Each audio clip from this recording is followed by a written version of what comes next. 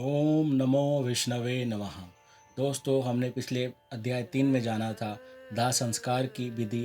अगर कोई पुत्र या पौत्र विधि पूर्वक करता है तो उसे पुश्तैनी कर से मुक्त हो जाता है। साथ ही हमने जाना था दाह संस्कार के अंतर्गत दिए जाने वाले 6 पिंडों के बारे में। आज हम अध्याय 4 में जानेंगे 10 दिनों की रस्म पूर्ति के बारे में। यदि पुत्र ना हो तो कौन कर सकता है? कहते हैं आंसू ना बहाते हुए जो प्रेतक आत्मा है उसको वह सब कड़वे लगते हैं आंसू, उसको वो पीने पड़ते हैं जो परिवारजनों के पुत्र के आंसू गिरते हैं।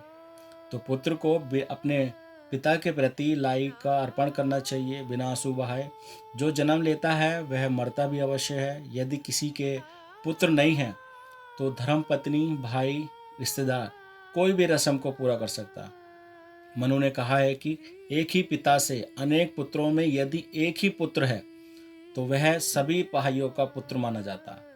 अनेक पुत्र होते हुए भी केवल एक ही सब रस्में श्राद्ध पूरा करेगा।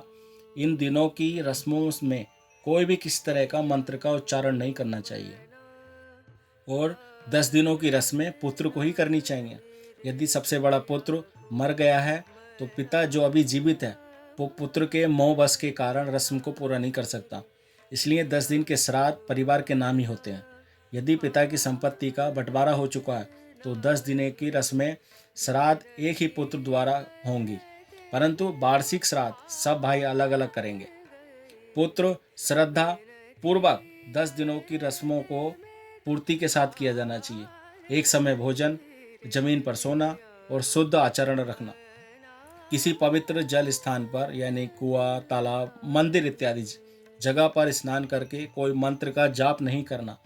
करने के बाद दक्षिण दिशा की ओर मुख करके किसी वृक्ष के नीचे गोबर से पुती हुई जमीन पर पूजा योग्य स्थान बनाकर दरबा और कुशा घास से बनी मृतक की प्रतिमा बनाकर पूजा करें। इसके आगे कुशा घास बिछाकर लाई डालकर चावल का पक्का खाना, धूप, फूल आदि अर्पण करें। इसी तरह 9 दिन तक करते हुए 10वें दिन पूरी हजामत बनवाकर पीले वस्त्र धारण कर मासा के लड्डू और सामग्री के साथ पूजा करते हुए मुक्त आत्मा की शांति के लिए प्रेरणा करें। प्रतिदिन श्राद्ध के बाद नहाकर गौ को प्रसाद खिलाकर आप भोजन करें। दोस्तों, इस अध्याय में हमने जाना कि कैसे 10 दिनों की रस्में पूर्ति की जाती है। चलिए मिलते हैं अगले अध्याय में। तब तक अपना ख्याल रखिए, सुरक्षित रहिए।